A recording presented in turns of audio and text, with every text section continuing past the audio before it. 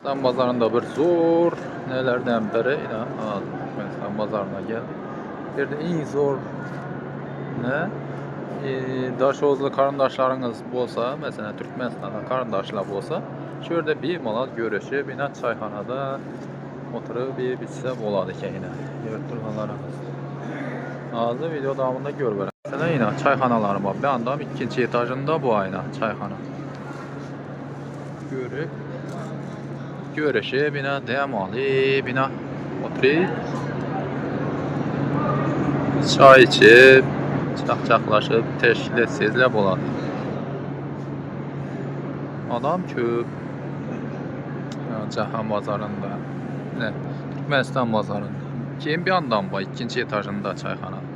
Yani, bir yandan otursa boladı yani. Yurturalar. Kim bazarda hem müvəc. Bu yurturganlarınız ne?